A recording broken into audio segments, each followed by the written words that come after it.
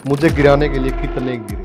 तेरी चौधर वाला काम नहीं, मठ है यहाँ, तेरा नहीं, चल यहाँ से। और अब आओ करो बराबरी बिना गद्दी के भी।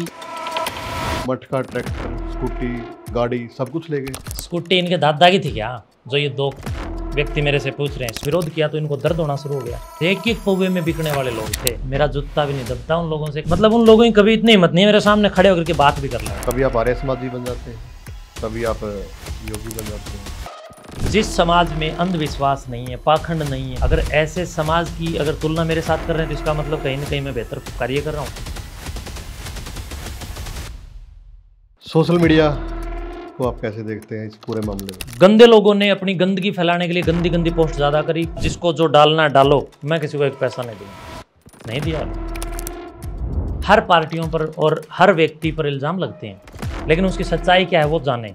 मेन रास्ते से गाड़ी गई है, उसकी सीसीटीवी फुटेज ये लोग वायरल क्यों नहीं करते? मैं सुबह 4:30 और 5 के बीच में गया हूँ। डीवीआर आपके पास भी था गुरुजी, आप भी डीवीआर लेके गए हो? गाँव के जिम्मेवार लोगों से मैंने फ़ोन करे तो लोगों ने कहा मैं जी आप सुबह सुबह निकल जाओ। वो विरोधी लोग भी सुबह वहाँ पर आएंगे और वहाँ दंगे हो जाएंगे, दंगों को बचाना है। योगी आदित्यनाथ जी की बात करें, जो यूपी के मुख्यमंत्री जी भी हैं, तो उनके साथ भी आपके अच्छे संबंध बताए जाते हैं, तो मिल के आए अभी? योगी जी के मार्गदर्शन में ही मैं चल रहा हूँ, पहले भी मैं उन्हीं के मार्गदर्शन में चला। वो हमारी नाथ संप्रदाय के अभिभावक हैं, हमारी नाथ संप्रदाय के मुखिया हैं, हमारे नाथ संप्रदाय के अंतर्राष्ट्रीय अध्यक्ष हैं। जैसे बहुत सारे लोग सुवादु बोल रहे थे। वीडियो देख रहा है तो तेरे को कह रहा हूँ बालू, तेरे को कह रहा हूँ मच्छर भी नहीं है तू। और उस समय जब मैं गद्दी पर था, उस समय मेरे ऊपर 70 प्रकार की जिम्मेवारियां थी, जिम्मेवारियों में दबा हुआ था।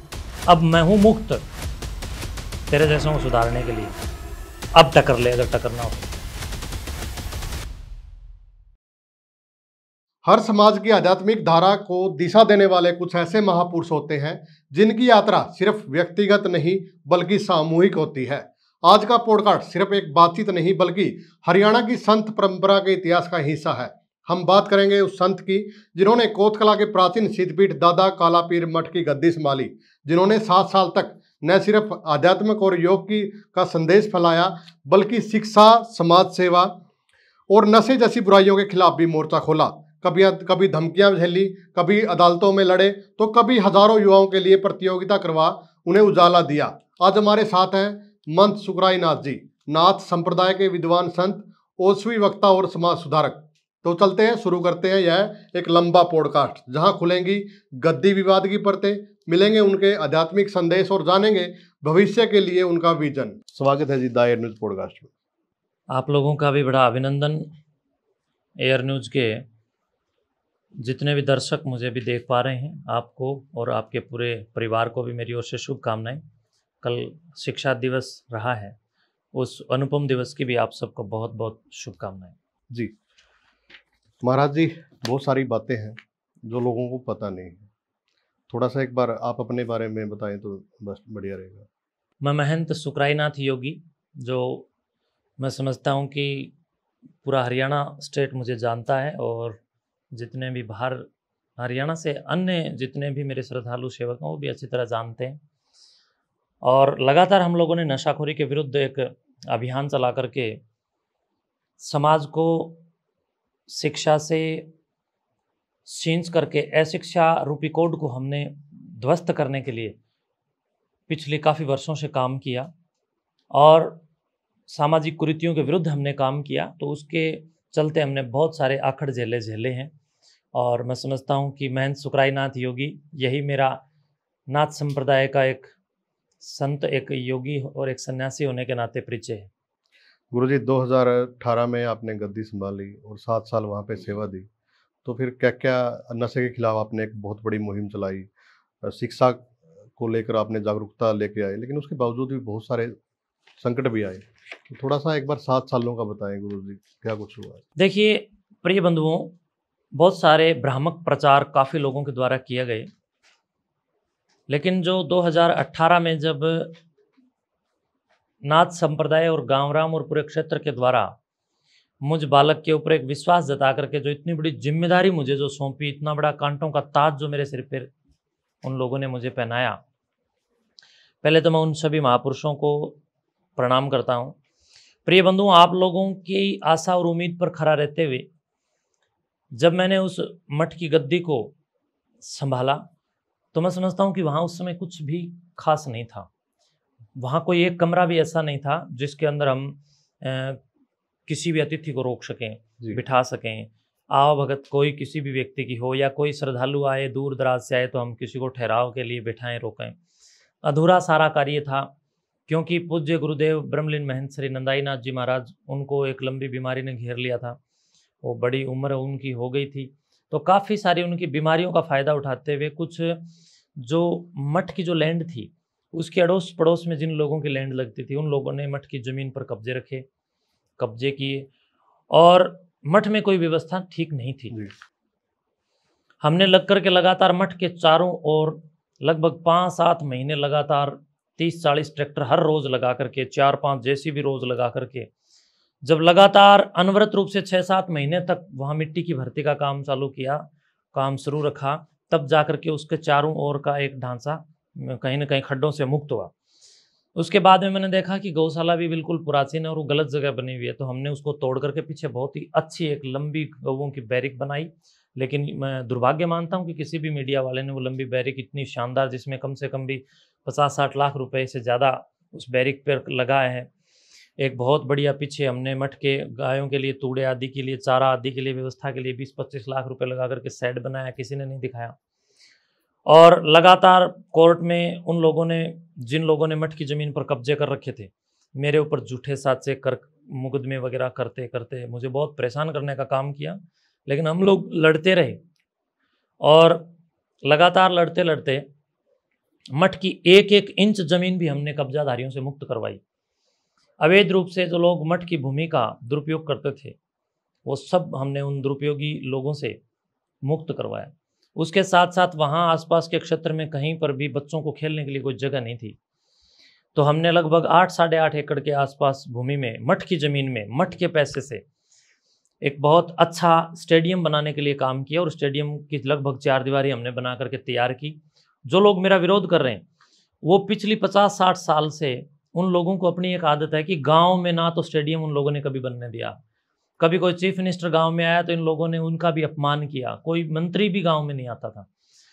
तो मैंने उस अपने कोथ गांव की उस परिभाषा को एक संस्कारमय परिभाषा के रूप में परिवर्तित करने के लिए काम किया और लगातार लग करके हमने कोथ गांव के चारों ओर की जितनी सड़कें हैं उनको नवनिर्माण करने के लिए हमारे आदरणीय श्रीमान बलराज सिंह संधू जी और मैं, हम दोनों ने मिलकर के, वो पहले एचडीएम रहे हैं, हम दोनों ने मिलकर के काफ़ी सड़कों से कोथ गांव को जोड़ने का भी लगातार 7 साल में काम किया और काफ़ी सड़कें बनी भी।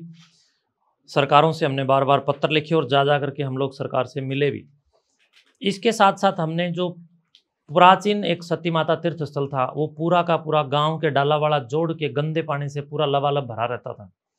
कोई उसकी तरफ किसी ग्राम पंचायत की या किसी भी जागरूक व्यक्ति की नज़र नहीं थी तो लोग चुप थे जी। हमने वो पूरा का पूरा गंद बाहर निकाल करके खेतों में फेंक करके उसकी सफाई करके उसको दोबारा से सुचारू रूप से चालू किया। तीर्थ को तीर्थ के रूप में हम लोगों ने आगे बढ़ाना, उस परंपरा को हमने सुचारू आगे बढ़ाया।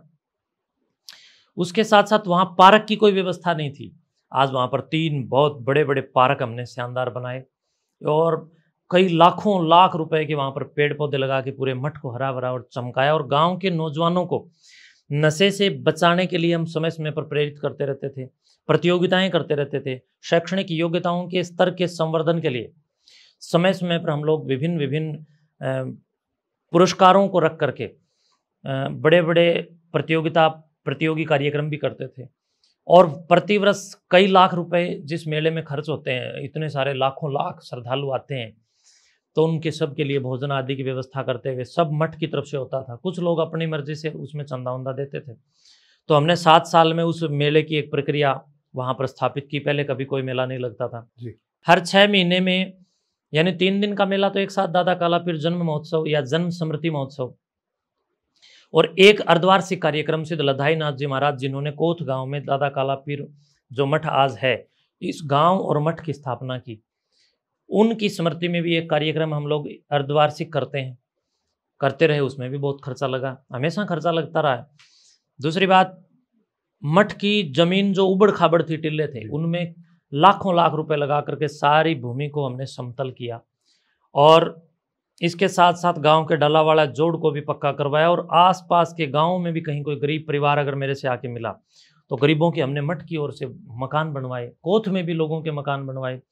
किसी स्कूल में सीसीटीवी कैमरे, किसी में म्यूजिक सिस्टम, किसी में कोई कंप्यूटरों के अंदर मदद, किसी में इन्वर्टर, किसी में बैटरी, किसी में विद्यालय वालों ने जो मेरे से मांग की, किसी ने आके कहा कि जी सौर ऊर्जा प्लेट सिस्टम चाहिए, चाहे उसमें कितना भी पैसा लगो, मैंने तुरंत प्रभाव से उन कितने सारे विद्यालयों में इस प्रकार की व्यवस्थाएं करवाई और दी मठ की तरफ से। कभी बच्चों ने कहा कि महंत जी हम लोग सरकारी स्कूल में पढ़ते हैं और हमें कोई टूर पे जाना है, कुरुक्षेत्र जाना है, तो मैंने उनको कभी मना नहीं किया, मैंने कहा तुम टूर पे जाओ, हम भेजेंगे। हमने बच्चों के लिए भी काम किया और हर रोज सुबह निकल करके शाम तक गांव गांव में, शहर शहर में हमने गुरु गोरक्षनाथ जी महाराज की गोरक्षवाणी और दादा काला पीर जी महाराज के सभ्य संस्कारों का प्रचार किया और किसी भी व्यक्ति को अशिक्षा के अंधकार से हम लोगों ने ग्रस्त ना हो इसके लिए काम करके जागरूक करने का प्रयास किया। गुरु जी, कुछ लोग कहते हैं कि आप आर्य समाजी हैं, कभी आप आर्य समाजी बन जाते हैं, कभी आप योगी बन जाते हैं, तो इसका क्या है? देखिए, पहली बात तो समाज को ये समझना होगा कि आर्य समाजी होते क्या है। अगर वो लोग मेरे को कहते हैं कि आर्य समाजी हैं या लोग कहते हैं आर्य हैं, तो मैं समझता हूँ जिस समाज में अंधविश्वास नहीं है, पाखंड नहीं है, बेवकूफ़ियाँ नहीं है, शास्त्र विरुद्ध कोई पाखंड नहीं है, अगर ऐसे समाज की अगर तुलना मेरे साथ कर रहे हैं तो इसका मतलब कहीं ना कहीं मैं बेहतर कार्य कर रहा हूँ। दूसरी बात, वो कह रहे हैं कि योगी बन जाते हैं, तो आप महर्षि दयानंद सरस्वती जी के जीवन परिचय को पढ़िए। महर्षि दयानंद सरस्वती जी का जो जीवन परिचय है वो पंडित लेखराम जी के द्वारा लिखा हुआ है। उसमें स्पष्ट तौर पर महर्षि दयानंद जी महाराज योगियों की उपमा गाते हैं, कहते हैं कि मैं धन्य हो गया इन योगियों की शरण में आकर के। तो मैं कहता हूँ कि कहीं ना कहीं ऋषि, महर्षि, योगी ये सब एक दूसरे के पूरक हैं और आर्य का मतलब होता है श्रेष्ठ। तो वो लोग मुझे गाली देने के चक्कर में श्रेष्ठ बता रहे हैं, तो सच तो बता रहे हैं, गलत क्या है? ठीक है, जो मुझे कहेंगे मंजूर है। योगेश्वर राम क्या थे? अगर आप रामायण को पढ़ते हैं, अगर आप रामायण को टीवी में भी देखते हैं, तो सीता माता योगेश्वर राम को जब संबोधन करती है तो वो बोलती है आर्य पुत्र। योगेश्वर श्री कृष्ण के बारे में जब आप देखेंगे तो उनको भी आर्य पुत्र के रूप में रुक्मणी जी पुकारते हैं, माता रुक्मणी पुकार रहे हैं। और ये सब हम सब आर्यों की संतान है। भारत जो है वो श्रेष्ठ लोगों का समूह है, एक गोला है, आर्यवर्त यानी श्रेष्ठ लोगों का जो गोला है, जो एक ऐसा भूभाग जिस पर श्रेष्ठ लोग निवास करते हैं। तो कहीं ना कहीं हमने श्रेष्ठ काम किए, बड़े बड़े यज्ञ किए, हवन किए। तो कुछ मूर्ख लोग हैं जिनको शास्त्र का ज्ञान नहीं है, वो मुझे आर्य सामाजिक कह करके गाली देने का प्रयास करते हैं, लेकिन ये गाली नहीं है, ये गर्व का विषय। गुरुजी, जब कोई भी गांव में भैंस ब्याती है, मतलब तो सबसे पहले डेरे में जाते हैं, दूध चढ़ाया जाता है वहाँ पे, तो आप उस पे भी ये कहते थे कि इससे क्या होता है? क्या मतलब? जब दूध चढ़ाते हैं, दादा काला पीर की जो मान्यता है, दूध चढ़ाने के लिए आते हैं तो एक बहुती भी देते हैं, तो आप मना कर देते थे उनको कि ऐसा कुछ नहीं होता? देखिए, जब किसी व्यक्ति में कोई कमी ना हो तो उस व्यक्ति को गिराने के लिए सामने वाले लोग उसके चरित्र को गिराने का प्रयास करते हैं, चरित्र पर छिंटे लगाने का भी प्रयास करते हैं। कुत्सित प्रयास उन लोगों के होते हैं। एतएव मैं समझता हूँ कि ये जो दूध वाली आप जो बात कर रहे हैं, इस प्रकार की कोई घटना मेरे सामने हुई नहीं। लोगों की मनमुखी कुछ तत्वों की बातें हैं। बहुत सारे आप देख सकते हैं कि लोग मेरे साथ भी खड़े हैं, खड़े थे और अब खड़े भी हैं। तो मैं समझता हूँ कि बहुत सारे लोग हर रोज़ दूध लेकर के मठ में आते थे। मठ में उनकी श्रद्धा थी कि हम पहला दूध साधु संतों को दें, वो उसको कहीं ना कहीं अच्छे कार्यों में उपभोग करें, आने वाले श्रद्धालुओं को उसके लिए कुछ सेवाओं में प्रयोग करें। तो वो उन लोगों की अपनी एक आस्था थी। तो मैं समझता हूँ कि वहाँ तो हर महीने हम लोग लोगों के द्वारा दिए गए दूध से भंडारे लगाते थे। आने वाले आगंतुक लोगों के लिए बहुत बड़े स्तर के ऊपर हमारे गांव के श्रीमान सतीश संधू जी कोथ गांव से हैं और उनके भाई हैं महेश या रमेश या उर्फ नाकू उनको बोलते हैं। ये काफ़ी वहीं संधू और श्योराण भाइयों के जो बच्चे हैं वो मिल करके, एक अंकित है श्योराणों का लड़का, वो भी उनके साथ, सब बच्चे मिल करके हर महीने भंडारा ही उस दूध का चलाते थे। तो ये केवल और केवल कुछ छदमियों के छदम है, सत्य नहीं है। आलीशान जिंदगी जीते हैं, ये कहते हैं कि जो डेरे के कमरे हैं वो बड़े लग्जरी हैं। देखिए, मैं समझता हूँ कि आप थोड़ा सा भारत के इतिहास में देखिए, अच्छे काम करने वाले लोग तो मैले कुचैले और गंदे मकानों में और गंदे घरों में रहेंगे, और बुरे काम करने वाले अच्छे मकानों में रहेंगे, ये कौन सी बात है, ये कौन से शास्त्र की बात है। मैं समझता हूँ कि मैंने 7 साल जो काम किया उसमें मठ के जितने भी कक्ष हैं उनको बड़ा शानदार बनाया। वो मेरे लिए नहीं है, वहाँ आने वाले हर साल जो कार्यक्रम होते हैं साधु संत भी उसमें रुकते हैं। दूसरी बात है, इतनी बड़ी गद्दी है जी, इतनी बड़ी गद्दी है जो प्रख्यात गद्दी है, और उस गद्दी का महंत ऐसे कचरे में पड़ा रहेगा, बीड़ी पी के, दारू पी के, सुल्फा पी के, सिगरेट पी के, अफीम खा करके। धिक्कार है फिर ऐसे व्यक्ति को। मैं समझता हूँ कि उस गद्दी पर अगर मुझे बिठाया गया तो मेरा रहना सहना, आप लोग शास्त्रों को पढ़ेंगे तो हमारे यहाँ तो शास्त्रों के सिद्धांत हैं, योगेश्वर श्री राम कृष्ण सिद्ध गोरक्षनाथ जी महाराज और नौनाथ 84 सिद्ध, सब के बारे में आप थोड़ा पढ़िए, सब साफ सुथरे रहे हैं। मैला कुचेला रहने का क्या मतलब है। जो व्यक्ति समाज का प्रेरक है, मैं समाज का हिस्सा हूँ, या तो मुझे जंगलों में रहना चाहिए, लेकिन जंगल तो आप लोगों ने सब के सब कब्जे कर रखे हैं, जंगल भी हमारे नाम नहीं है। हम जंगलों में चले जाएंगे साधु संत, जंगल हमारे नाम करवा दो जी। अब वो भी नहीं दे रहे। तो अगर हम हमारे मठ मंदिर जो पुरातन सनातन संस्कृति के जो धारक रहे हैं, जो सिद्ध पुरुषों ने जो हमारी ये मठ मंदिरों की जो व्यवस्थाएं बनाई हैं, इन धर्म स्थलों को अगर हम अच्छा बना लें तो वो गलत हो गया। कैसे हो गया वो गलत। उन मठ मंदिरों में बैठ के ये लोग सुल्फा पी रहे हैं, दारू पी रहे हैं और गंध मचा रहे हैं, वो अच्छा है? कहाँ से अच्छा है वो। मठ मंदिर हमारे ईश्वर स्तुति प्रार्थना उपासना का एक विषय है, और मैं समझता हूँ एक स्वस्थ शरीर में, एक स्वस्थ मस्तिष्क में एक स्वस्थ विचार प्रकट होता है। अगर आप मैले कुचेले और गंध खाने में रहेंगे तो आपके विचार और आप प्रेरक कहाँ से बनेंगे। आपको देखकर लोग गंदगी में रहना सीखेंगे। आधुनिक युग है, युग और युगांतर को हमेशा ध्यान में रखते हुए आगे बढ़ना चाहिए। हमारे यहाँ तो सब देवी देवता बिल्कुल चकाचक साफ सुथरे रहे हैं, और मैं समाज का प्रेरक भी हूँ, और लाखों करोड़ों युवाओं के लिए भी एक प्रेरणा मैंने दे करके उनका भी एक कहीं ना कहीं प्रेरक पुंज में हूँ। तो मेरा ये दायित्व बनता है कि मैं मेरा रहना सहना बिल्कुल साफ सुथरा रखूँ। तो मेरा साफ सुथरा रहना सहना था। जिन लोगों को दर्द हुआ वो लोग थे जिन लोगों की व्यक्तिगत स्वार्थ पूर्ति के लिए मैंने कभी कुछ नहीं किया, सार्वजनिक समाज के हित के लिए हमने काम किए। तो उन लोगों से मैं समझता हूँ कि कहीं न कहीं से ये मेरा व्यवहार कहीं पचा नहीं, तो वो सब इस प्रकार की बकवास फालतू बातें करते हैं। हरियाणा में आपने एक बहुत बड़ा प्रोग्राम आयोजित किया, आपने सीईटी का एग्ज़ाम वहाँ पे रखा। बहुत सारे ऐसे जो खिलाड़ी थे गांव के या फिर आसपास के, बहुत सारे जो शिक्षा में अच्छा काम कर रहे थे बच्चे, तो उनको पुरस्कार भी दिए, लेकिन उससे ही आपकी गद्दी चलेगी। देखो ऐसे है, गद्दी 100 बार और भी चली जाए मेरे से, कहीं भी कोई दिक्कत नहीं है, लेकिन हम सिद्धांतों से समझौता नहीं करेंगे।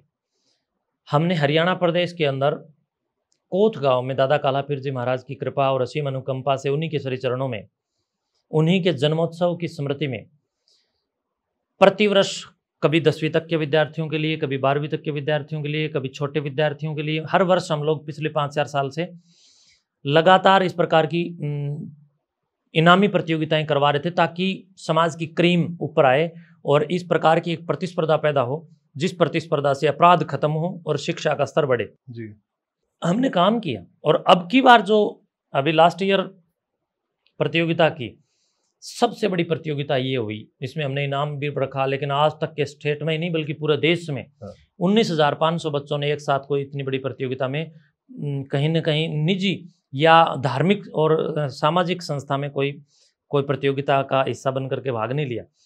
जब ये इतनी बड़ी प्रतियोगिता सफल ही नहीं बल्कि सफलतम रही, तो जिन लोगों के राजनीतिक कीड़ा है, जो लोकल राजनीति के लोग हैं, उनको दर्द हो गया और उन्हें लगा कि महंत जी की पॉपुलरिटी बढ़ गई, इधर महंत जी की प्रसिद्धि बढ़ी है, यश बढ़ा है, कीर्ति बढ़ी है, कहीं ऐसा ना हो कि महंत जी टिकट ले आए या राजनीति में आ जाएं, जबकि मैं राजनीति में मेरा कोई लेना देना नहीं रहा, राजनीति में मेरा कोई इंटरेस्ट ही नहीं रहा। उन सब राजनीति के पदलोलुप लोगों ने ये एक षड्यंत्रात्मक विकल्प चुन करके ये मेरे खिलाफ एक बमंडर खड़ा किया, और अच्छे काम करते करते अगर गद्दी जाए तो जाए, क्या दिक्कत है उसमें, जाए तो जाए। और गद्दी को मैंने खुद इस पूरे खून खराबे को रोकने के लिए, मैं अपने लोगों को मरते हुए कैसे देख सकता हूँ, मैं अपने लोगों को लड़ते हुए कैसे देख सकता हूँ। 3 महीने तक मैंने इस लड़ाई को लड़ा जी। जितने भी ये एक काला चूहा और एक सफेद चूहा, 2 चूहे थे, इन 2 चूहों से मेरी लड़ाई थी। अगर मैं जीतूं भी तो किससे जीतूं? चूहों से जीत कर भी चूहा ही कहलाऊंगा, इसलिए मैंने चूहों से क्या लड़ना।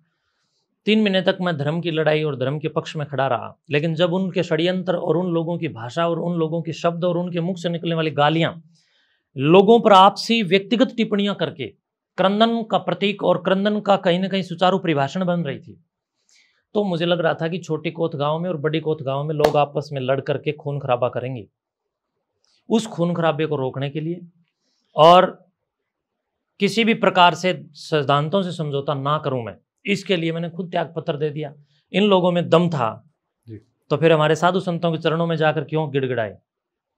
सारे साधु संतों के पैरों में पड़े। साधु संत मेरे अपने हैं। उन साधु संतों कि मैं क्या मानूं, वो मुझे मारें, मैं उनसे लड़ूं, वो मेरे से लड़ें, वो हमारा व्यक्तिगत मामला है। ये लोग हमारे साधु संतों की शरण में चले गए, इन लोगों से कुछ नहीं हुआ। तब हमारी मीटिंग हुई और मीटिंग में मैंने खुद ये फैसला लिया कि मैं त्याग पत्र देता हूँ, समझौता सिद्धांतों से नहीं करूँगा। खुद महंत बालकनाथ जी महाराज हमारे, वो अपनी उद्घोषणा में कह रहे हैं कि सुखराईनाथ जी ने खुद त्याग पत्र दिया। बालकनाथ जी तो कह रहे हैं कि खुद त्याग पत्र सुखराईनाथ ने दिया, और ये चूहे कह रहे हैं कि हमने छुड़वाया।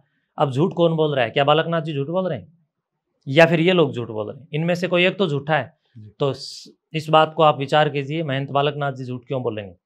महंत बालकनाथ जी ने जो वहाँ घटना हुई वो स्पष्ट सारों के सामने बोल दी, लेकिन झूठ ये लोग आकर के समाज को बरगलाने के लिए बोल रहे हैं और अपने आप को ये बहुत बड़े नेता समझते हैं। ये मैं समझता हूँ जीरो लोग हैं, और ये समाज के पतन के लिए सबसे बड़े कोई जिम्मेदार हैं तो ये ऐसे लोग हैं जो करोड़ों रुपए की शराब पिलाते हैं लोगों को अपने स्वार्थों के लिए।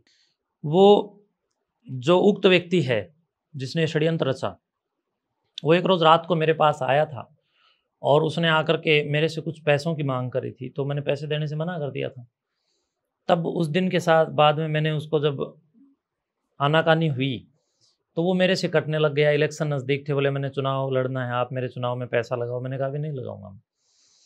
वहाँ से ये मामला छिड़ा हुआ था और इस व्यक्ति ने ये कहाँ से कहाँ फैलाते हुए अपमानित बेवकूफ़ी की बातें कर करके लोगों को भ्रमित करने का एक षड्यंत्र रच दिया। और उसने कहा भी था कि अब देखना मैं कैसा खेल खेलता हूँ। तो ये सारा खेल खेल के समाज को भ्रमित कर दिया, और समाज को बहकाने वाले लोग ज़्यादा पसंद आते हैं, समझाने वाले नहीं।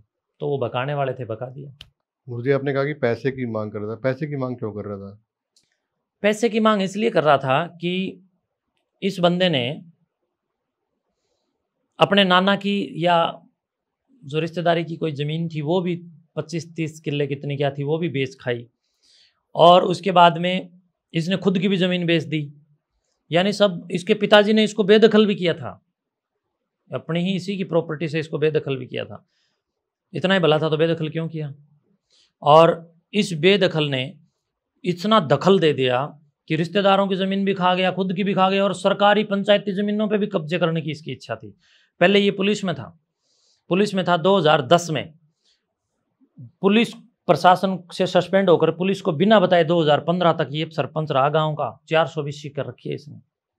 अब मैं इसकी भी करवाऊंगा जांच, सारा काम करवाता हूं। और जबकि जो व्यक्ति चाहे सस्पेंड हो, प्रशासन को बिना बताए आप चुनाव नहीं लड़ सकते। 5 साल बाद में फिर बहाल हो गया।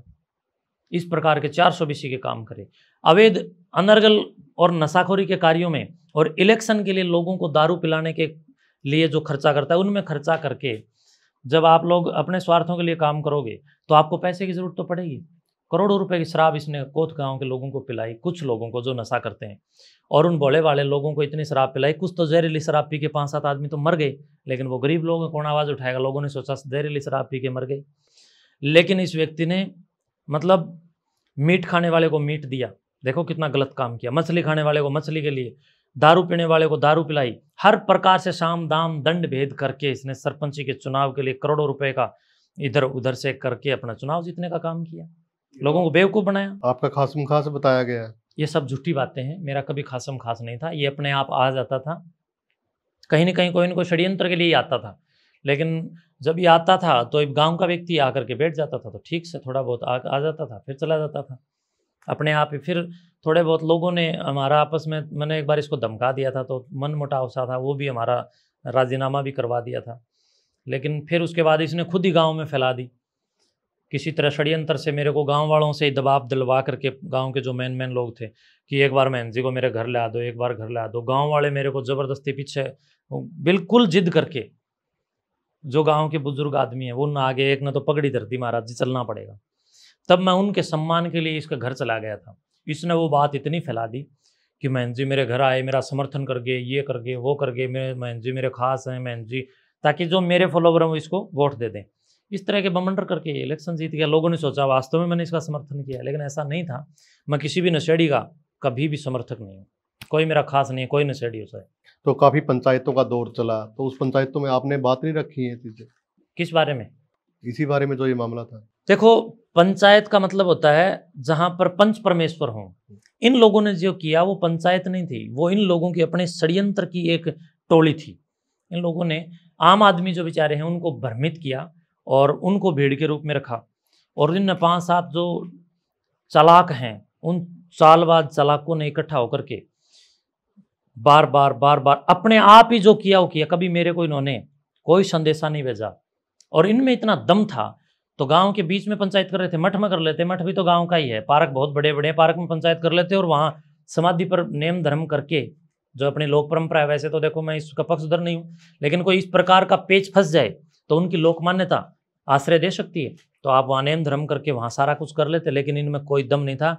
जो लोग मेरी तरफ से 100% सभ्य लोग थे, नौकरी पैसा वाले लोग थे, शरीफ लोग थे, लड़ाई झगड़ा वाले नहीं थे।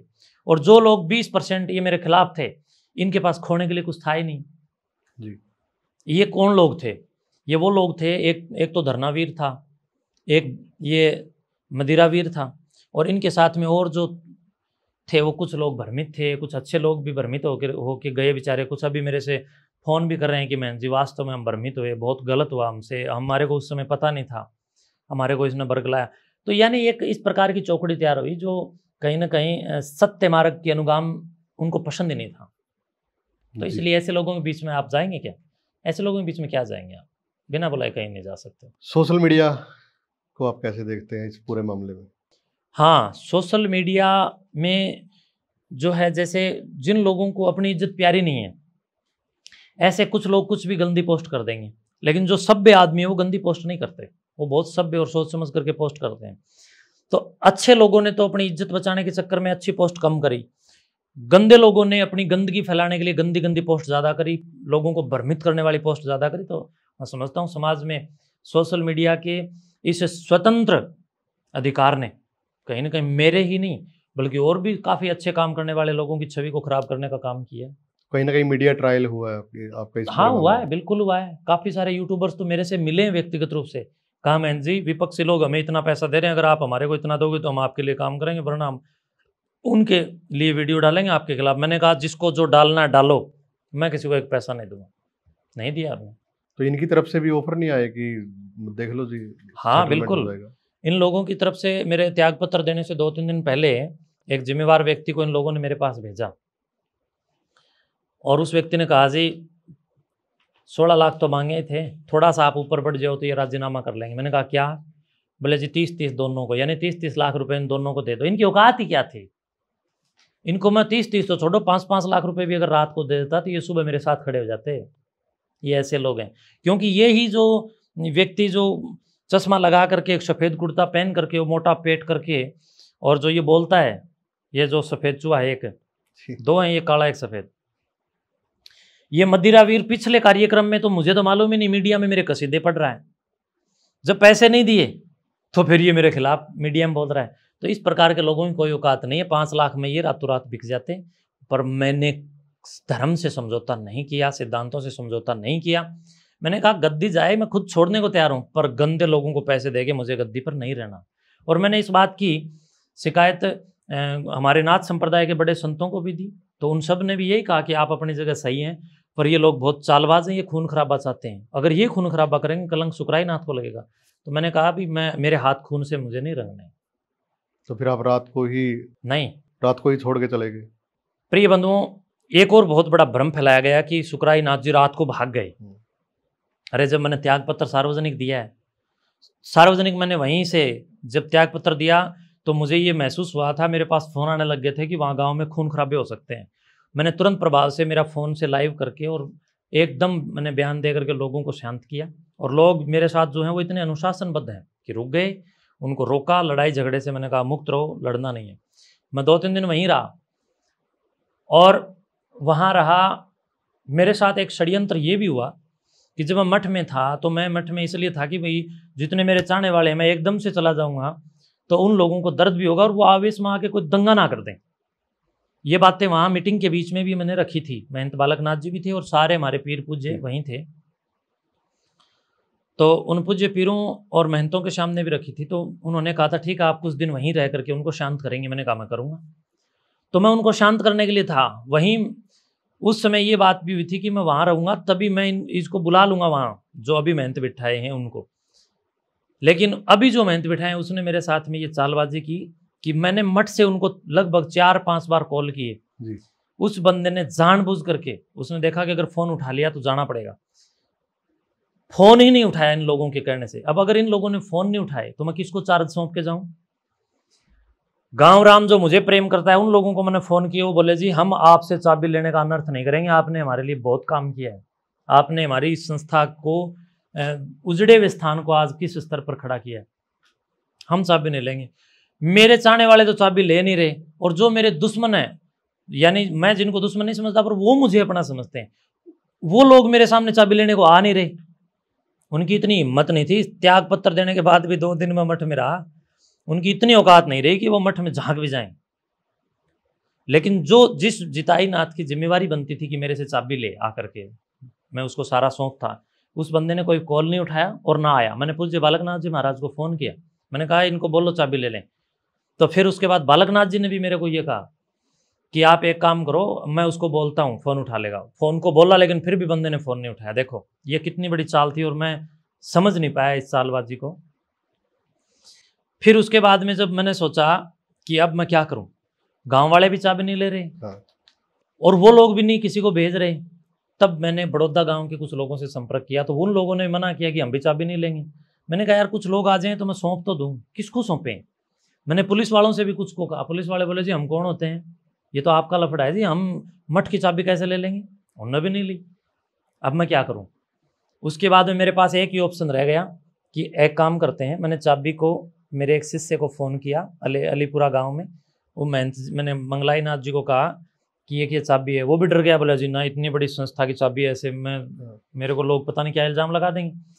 फिर मैंने उसको एक पैकिंग करके कहा, मैंने कहा तू ये ले और इसमें एक डाक है और आपकी जिम्मेदारी है कि आप जो अभी महंत चुना गया है बड़ौदा गाँव में उनको जाकर के ये डाक दे देना, वो चाबी दे देना।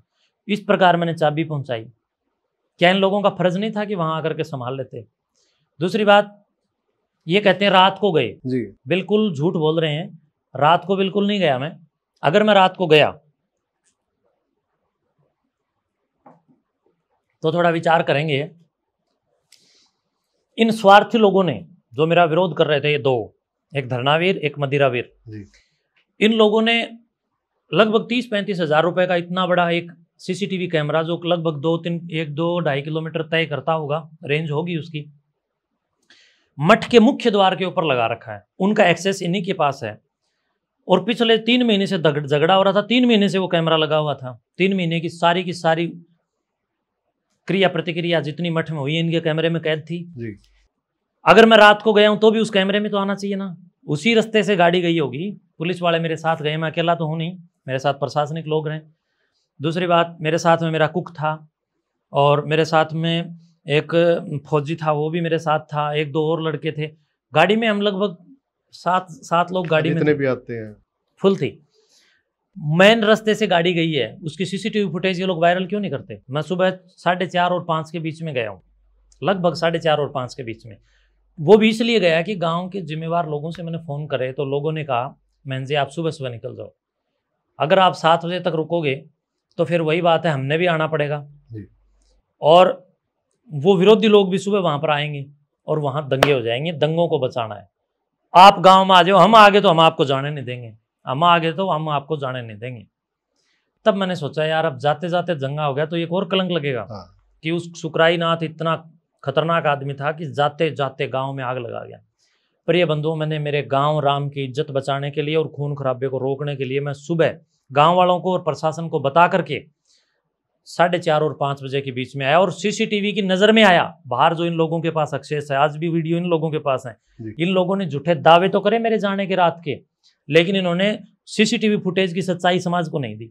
तो इस प्रकार के लोग हैं। डीवीआर आपके पास भी था गुरुजी, आप भी डीवीआर लेके गए हो, मेरे तो पास आपने वो वीडियो क्यों नहीं वायरल की? मेरे पास क्या था उसमें, मेरे पास जो डीवीआर था उसमें क्या था? मेरे पास जो डीवीआर था उसमें वो था जो पिछली 2 महीने से मठ के अंदर अंदर जितने सीसीटीवी हैं, बाहर की कोई फुटेज नहीं है मेरे पास, अंदर अंदर की सारी फुटेज मेरे पास है। अगर मैं वो वहां छोड़ के आ जाऊं तो मैं इन लोगों को जानता हूं ना, ये कितने चालाक गिद्ध दृष्टि वाले लोग हैं। 2 ये हो सकता है उस डीवीआर को खत्म करके कल को क्या इल्जाम लगा दें कि यहाँ तो 2 नंबर का कुछ आता था, तो मेरे पास कम से कम मेरा रिकॉर्ड तो सेफ रहे।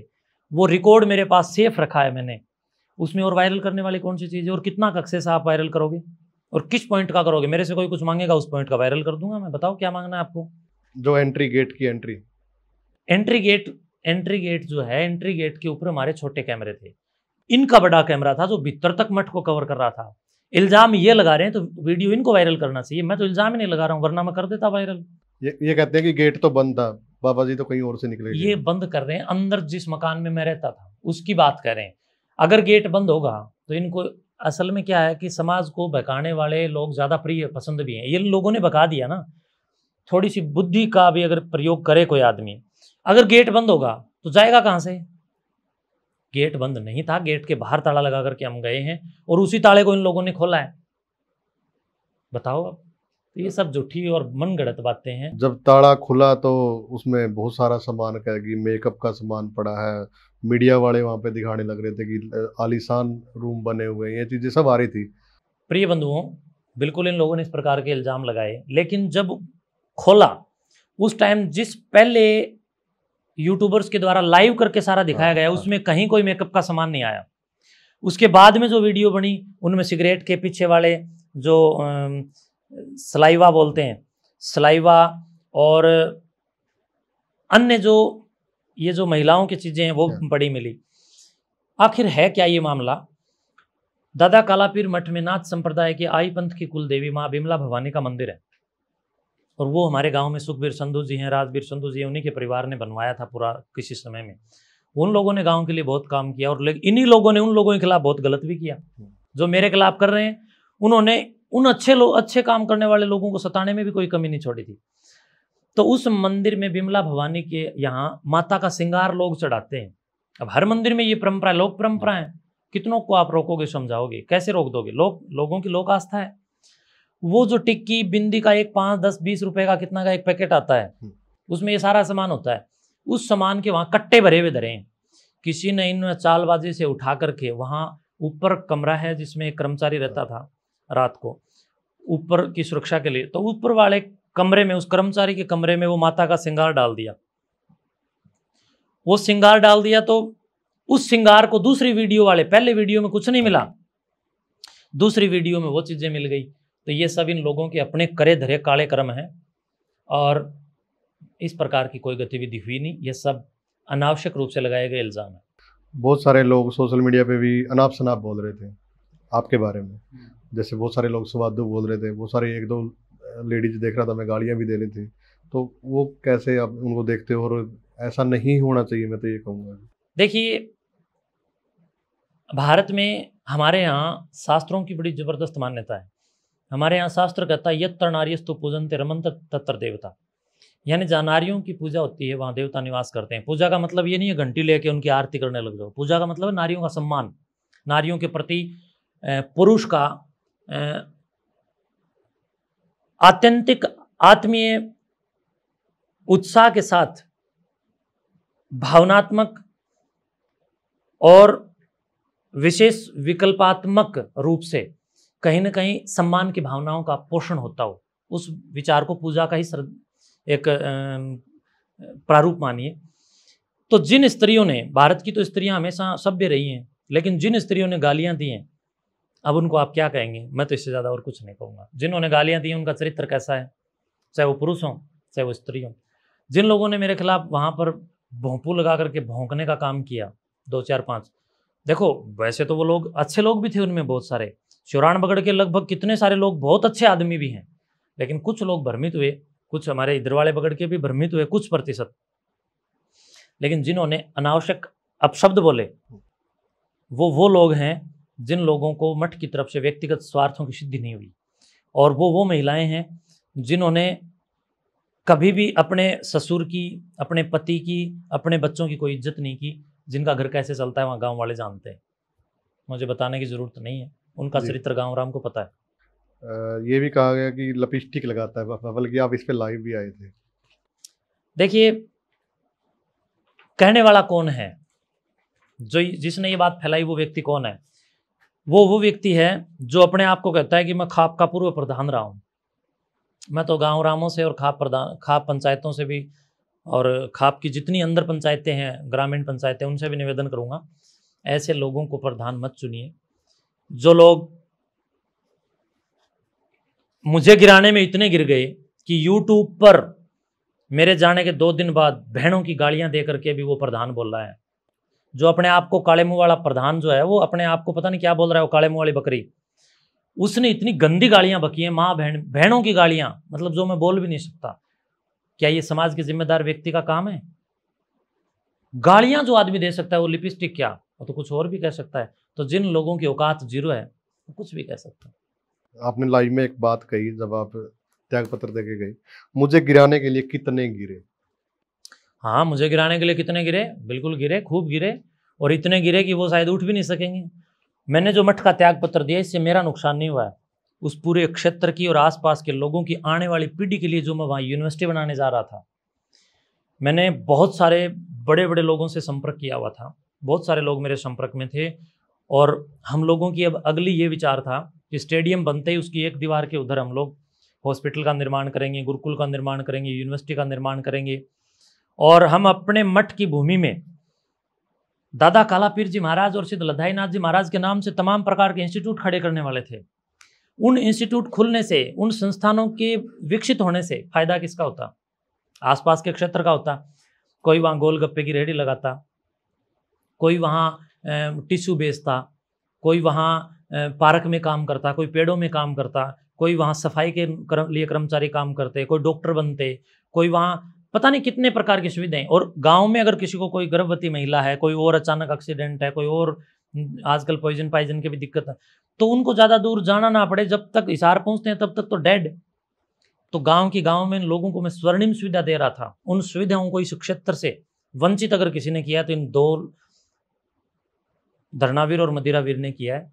तो मैं समझता हूं कि शकुनी अपनी कुराफात से, अपनी बेईमानी से इस पासे के खेल को जीत तो गया है, लेकिन पीढ़ियां उसे धिक्कारती रहेंगी, तो अब धिक्कारेंगे। देखना गुरुजी, आपके साथ पॉलिटिक्स होगी, आपके लोग ही आपके साथ पॉलिटिक्स करेंगे। जैसे आप जताई नाथ जी का जिक्र कर रहे थे कि चाबी लेने नहीं, मैं जताई नाथ जी ने मेरे से माफ़ी मांगी थी। देखो, जताई नाथ ने मेरे से वहाँ, ये मेरे से जूनियर है हर प्रकार से, और ये वहाँ भरी हुई मीटिंग में इसने अपनी, पहले जो मेरे साथ इसका था उसके लिए इसने माफ़ी मांगी, और भीतर बैठ करके भी इसने, मैं, बालकनाथ जी और जिताई नाथ, हम तीनों बैठे हुए थे, इसने मेरे से ये कहा कि सुकराई नाथ जी, मेरे ऊपर विश्वास करो, एक बार विश्वास तो करके देखो। हाथ जोड़ रहा था, गिड़गिड़ा रहा था, मैं आपको कभी भी नीचा नहीं देखने दूंगा।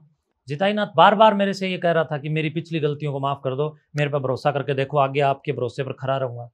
लेकिन जो ही मैंने भरोसा किया, उसके दूसरे दिन इसने ये सितम दिया कि मेरा फ़ोन तक इसने, जबकि बालकनाथ जी के ही कहने से, बालकनाथ जी ने कहा कि आप उनको सौंप दो। सौंपूँ कैसे, फ़ोन ही नहीं उठा रहा बंदा। मैं अपना अपमान मानता हूँ कि वो व्यक्ति मेरा फ़ोन ना उठाए। तो ये इस प्रकार के षड्यंत्र तो मेरे साथ हुए हैं, और बहुत बड़ा षड्यंत्र हुआ है। मैंने मतलब मेरे को ये पता चल गया कि उस समय इस व्यक्ति का साथ देने के लिए मैंने इतना जी जान से बोला भी था, लेकिन अब मुझे महसूस हुआ है कि मैंने एक गलत व्यक्ति का, इन सारों की मान करके, जिस व्यक्ति ने मेरे साथ धोखा करने का छल जो दिमाग में रखा, उसी व्यक्ति का समर्थन मेरे मुख से हो गया। ये गलत हुआ। अगर मैं साइन नहीं करता तो मुझे मालूम है कि कोई और यहाँ आ नहीं सकता। आपकी गद्दी छुड़ाने के पीछे कुछ तो कैमरे के सामने थे, बहुत सारे पीछे भी थे, कुछ आपको ये लगता है? बहुत सारे क्यों थे, खूब थे। ऐसे लोग थे जिनको ये लग रहा था कि राजनीतिक सुकराई नाथ कहीं ना कहीं तुम्हारी MP की कुर्सी छीन लेगा, कोई सोच रहा था MLA की कुर्सी छीन लेगा। ऐसी ताकतें भी लगी हुई थी, लेकिन वो मेरा अतीत थक गया, मुझे उन लोगों से कोई फर्क नहीं। और भी करेंगे, अच्छे काम करोगे ना, अगर आप सत्य की रेल में बैठोगे तो रुकावट के स्टेशन तो आएंगे। मैंने रास्ता ही वो चुना है जो विरोध का है, तो मैं आशा फूलों की क्यों करूं? तो मुझे मालूम था मेरे जितने भी सामाजिक कुरीतियों के विरुद्ध चलाए गए अभियानों में मेरे प्राण भी जा सकते हैं, तो ये प्रतिरोध विरोध का एक रास्ता था। मैंने इस रास्ते को चुना है, स्वागत और अभिनंदन के साथ चुना है। मेरा विरोध हुआ है। अच्छे काम करने वालों के साथ किसके साथ नहीं होगा। यहाँ 100% लोग वीर शिवाजी महाराज के साथ भी नहीं थे, यहाँ 100% लोग महाराणा प्रताप के साथ भी नहीं थे, यहाँ 100% लोग योगेश्वर राम, योगेश्वर श्री कृष्ण और महर्षि दयानंद देव आखिरी ऋषि के साथ भी नहीं थे, महर्षि कणव, कणाद, कपिल, जैमिनी, पतंजलि, पाणिनि इनके साथ भी लोग 100% नहीं थे। सुकराईनाथ कौन से बाग की मूली है। गुरुजी आप जाते जाते मठ का ट्रैक्टर, स्कूटी, गाड़ी सब कुछ ले गए। देखिए, ऐसा मेरे ऊपर एक आरोप है, और आरोप तो मैं आप पर लगा दूं या आप इन पर लगा दो, ये और किसी पर लगा दें। आरोप तो प्रधानमंत्री पर पता नहीं क्या क्या देश बेच दिया, मनमोहन सिंह जी पर कितने, प्रधानमंत्री मोदी जी पर कितने, हर पार्टियों पर और हर व्यक्ति पर इल्ज़ाम लगते हैं, लेकिन उसकी सच्चाई क्या है वो जाने। ये जो काले मुंह वाली एक बकरी है कोथ गांव में, इस बकरी के ही परिवार का एक लड़का था, शायद पाल कहते हैं, इसके एक भाई का नाम है शायद पाल या सतपाल, ऐसा कुछ नाम है। उनका एक लड़का था सतीश या मनीष, सतीश अच्छा लड़का है, फौजी है। जो मनीष नाम का लड़का है उसने मठ के कर्मचारियों पर, और एक गांव का भी एक कर्मचारी शामिल था शिवरान पान्ना से, वो भी ट्रैक्टर पे मौजूद था, और एक साधु आया हुआ था अभ्यागत कुटियाओं से भ्रमण करता हुआ। वो साधु शुक्रनाथ उनका नाम था, स्थलभोर से था वो संत, और एक हमारा मठ का कर्मचारी अरविंद, और एक मेरा सहयोगी है अरविंद, बिल्कुल जी जान से मेरे आगे खड़ा रहा। अगर अरविंद नहीं होता, ये लोग अरविंद के भी खिलाफ थे, ये चाहते थे अरविंद रास्ते से हटे तो महंजी तक पहुंच जाए। अरविंद आगे रहता था, वो सोचता था कि महंजी तक कोई जाएगा वो पहले मुझे मार के जाएगा, तो इसलिए लोग अरविंद के खिलाफ भी चले। तो इन्होंने षड्यंत्र रच करके पिछले साल मेरे त्याग पत्र देने से ही कुछ समय पहले, एक रोज मैं चंडीगढ़ गया हुआ था, तो उस दौरान पीछे से ये लोग ट्रैक्टर की सर्विस वगैरह करवाने के लिए उचाना गए हुए थे। तो उचाना थाना सदर के सामने लोग काम करवा रहे थे, तो वहाँ से जब ये काम करवा करके चले तो वो इसी बकरी वाले काले मुंह वाली बकरी का भाई का लड़का मनीष, तो वो लड़का और उसके साथ 4-5 और बाहर के हायर करे हुए थोड़े बदमाश, एक सफ़ेद रंग की छोटी गाड़ी में ये लोग आते हैं, और आकर के इन लोगों ने एकदम से रास्ते में ट्रैक्टर को घेर करके उस संत का भी सिर फाड़ दिया, और उसकी फोटो मेरे पास, अगर आप कहोगे तो मैं फोटो आपको व्हाट्सअप करूंगा जी। और ट्रैक्टर को भी इन लोगों ने खेतों में पलटवा दिया, तो बहुत ऊपर से ट्रैक्टर गिरा, तो वो ट्रैक्टर बीच से टूट गया, हमारा वो ट्रैक्टर कबाड़ में गया। वो क्या हुआ कि उसका शायद बीमा हम लोगों वो करवाया नहीं था, पता नहीं एक्सपायर 1 दिन पहले हुआ था, ऐसा कुछ था, मेरे को पूरा ध्यान नहीं है मामला। इस वजह से उसका बीमा नहीं मिल रहा था और वो ट्रैक्टर पूरा टूट गया। अब वो कबाड़ में देना पड़ा। ये लोग कह रहे हैं महंजी ट्रैक्टर ले गए। ट्रैक्टर तो इसी बकरी, जो ये कोथ में एक बकरी है काले मुंह वाली, इस बकरी के भाई के लड़कों ने हमला करके ट्रैक्टर को तोड़वा दिया था और इनके ऊपर पंचायत में दंड लगवाया। इस बकरी ने मेरे से आकर के भरी पंचायत में उनको माफ करने के लिए भी कहा था। मैंने तुरंत इसको बाहर निकाल दिया था। मैंने कहा इस आदमी को बाहर करो यहाँ से। ये थोड़ा बोलने लग गया था बड़बड़ बड़बड़। मैंने कहा ये तेरी चौधर वाला काम नहीं, ये मठ है, यहाँ तेरे ने चले यहाँ से। तो इसको गेट आउट कर दिया था। ये अपने आप में चौधरी कहता है। इसकी मैं कहता हूँ ये कुछ नहीं, ये सब मतलब मेरे है ना कहीं नीचे को निकले हुए हैं। ये अपने आप में चौधरी कह रहे हैं ना, ये सब मेरे हाथ के नीचे को निकले हैं, ये तो बासी आलू हैं। तो उसके बाद में ये वहां से पंचायत से निकाल दिया था। इसके ही भाई का लड़का अपराध करे और फिर इसके कहने से सुकराईनाथ उसको माफ कर दे, क्या बात? ये मेरे ऊपर बहुत बड़ा कोई जस्टिस है, ये बहुत बड़ा मेरे ऊपर कोई जज लगा हुआ है, कोई न्याय करता बहुत बड़ा है ये। तो फिर मैंने कहा भी नहीं होगा ऐसे।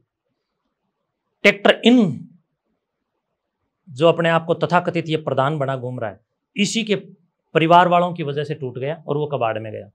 रही बात स्कूटी की, ये पहले की घटना है गुरुजी? ये इसी मेरे त्याग पत्र देने से थोड़े ही दिन पहले की बात है। इन पर मैंने मुकदमा दर्ज किया, मुकदमे इन पर दर्ज थे और फिर इन्होंने माफी मांगी। वो एफिडेविट हमारे पास है, उस पर इन्होंने लिख के दिया। तो उस एफिडेविट में स्पष्ट तौर पर इन्होंने ये कहा कि हाँ हमने पता नहीं कितने हजार रुपए बताए, इतने हजार रुपए उस लड़के की जेब से छीना जब्ती भी की। और इसके भाई जो हैं वो 2 नंबर में सुल्फा बेचने का काम करते हैं और मठ के सामने सुल्फा बेच करके बहुत बड़ी कोठी इन लोगों ने बना ली। मैंने कहा जब तक मैं इस गद्दी पर हूँ, मठ में अगर किसी को भी तुम लोगों ने सुल्फा बेच दिया तो सहन नहीं करूँगा। यानी इसी प्रधान के भाइयों द्वारा सुल्फा, स्मैक और नशा बेच करके कोठियाँ बना ली गई। और जब मैंने उस नशे का विरोध किया तो इनको दर्द होना शुरू हो गया। इन लोगों ने मठ के कर्मचारियों को मारना शुरू कर दिया, और कर्मचारी नहीं, उस साधु शुक्रनाथ का सिर फोड़ दिया और वो मेंटली डिस्टर्ब हो गया। वो साधु सदा सदा के लिए मेंटली डिस्टर्ब हो गया। एक संत का जीवन इन लोगों ने खराब कर दिया। जब कानूनी कार्रवाई कर दी तो गिड़गिड़ाने लग गए। फिर कहते हैं हमारे कहने से माफ कर दो। मैंने कहा तुम कौन होते हो, जब तक चारों गांव नहीं कहेंगे तब तक माफ नहीं करूंगा। उसमें मैं गलत था क्या? अगर मेरा ये कहना गलत है कि मेरे चारों गांवों की मानूंगा मैं और किसी की नहीं, ये कहता है चारों गांवों की नहीं, मैं बोले आप 12 गांवों का प्रधान हूं, मेरी मानो, तू होगा 35 गांवों का प्रधान, मेरे लिए तो तू मच्छर भी नहीं है, मैं तो मच्छर भी नहीं मानता। और वीडियो देख रहा है तो तेरे को कह रहा हूँ बालू, तेरे को कह रहा हूँ मच्छर भी नहीं है तू। और उस समय जब मैं गद्दी पर था, उस समय मेरे ऊपर 70 प्रकार की जिम्मेवारियां थी, मैं जिम्मेवारियों में दबा हुआ था। अब मैं हूं मुक्त तेरे जैसों को सुधारने के लिए, अब टक्कर ले अगर टकरना हो तो। सतीश नाम था उस लड़के का, जो इसी बकरी के भाई का लड़का था। इन लोगों ने ऐसा किया, ट्रैक्टर इन्होंने खाया खोया। फिर ये लोग दंड का पैसा देने के लिए मेरे पास आए। मैं जनता से बताना चाहूंगा, इनके ऊपर जब ग्राम पंचायत ने ये कहा लुटे हुए पैसे वापस दो, मठ के कर्मचारी से जो पैसे इन लोगों ने लूटे, जब ये लोग पैसे उल्टे देने के लिए आए तो मेरा जमीर जिंदा था। मैंने कहा नहीं, वो इन लोगों ने खराब कर दिए, समाधि पे चढ़ा दो, जो तुम चढ़ा सकते हो तो मैं नहीं लूंगा। तो इन लोगों ने कोई समाधि पर भी नहीं चढ़ाए, ये अपने वापिस लेके डकार गए। फिर इन्होंने कहा आगे भंडारा आएगा, उसमें हम वो पैसे खर्च कर देंगे। भंडारा आया तो बंदे घुसे ही नहीं उसमें, कारण इनके अंदर तो आग थी ना कि किसी तरह माफी करके और मैंने इनको माफ भी कर दिया। फिर सारे गांव इकट्ठे हुए, उन्होंने मेरे को कहा, तो बुजुर्गों के कहने से मैंने माफ कर दिया। भाई ठीक है, जैसे आप लोग कह रहे हो। तो कहने का मतलब ट्रैक्टर तो इन्हीं प्रधान और के परिवार ने खत्म करा दिया। रही बात स्कूटी की, स्कूटी इनके दादा की थी क्या? जो ये दो व्यक्ति मेरे से पूछ रहे हैं, स्कूटी शुक्राई नाथ को उपहार में मिली हुई थी, गाड़ी उपहार में मिली हुई थी। मेरे अंदर गुण थे जो मुझे मिली हुई थी। और उपहार में देने वाले कौन थे? मुझे स्कूटी देने वाले हमारे कोथ गांव के रिश्तेदार हैं। शायद यहाँ गांव पड़ता है, ये ढाकल गांव के पास कोई गांव है, वहाँ से वो लोग हैं। उन्होंने कहा जी हमारी दुकान पर आप 2 मिनट के लिए आ जाओ। मैं उनकी दुकान पे वो लोग लेके गए और उन्होंने बहुत प्यार से उस दुकान का एक मेरे साथ खड़े होकर के फ़ोटो भी खिंचवाई और एक उस उद्घाटन की तरह खुशी मनाई। तो उन्होंने वो स्कूटी मुझे गिफ्ट में दी। कुछ पैसे मैंने उनको ज़बरदस्ती दिए, लिए नहीं, मैंने ज़बरदस्ती कुछ पैसे भी उनको दिए। तो वो मेरी गिफ्टेड है। तुम लोग कौन होते हो? वो स्कूटी मठ की नहीं थी, वो स्कूटी गिफ्ट की थी, और गिफ्ट जिसको मिली उसके पास है। और बताओ जी गुरुजी, गद्दी छोड़कर अब कहाँ? इतना ही नहीं, बल्कि इसके बाद कहते हैं कि करोड़ों रुपए की इनकम थी मठ के पास, वो भी लेके भाग गया मैं, ऐसा बोल रहे हैं। ऐसे तो ये भी बोल रहे हैं कि जमीन नाम करवाने के हाँ, वो जमीन वाला भी ये कह रहे हैं कि भी करोड़ों रुपए की मठ की इनकम थी और वो सुकराईनाथ लेके फरार हो गए। महीने की करोड़ों रुपए इनकम बता रहा था ये बकरी।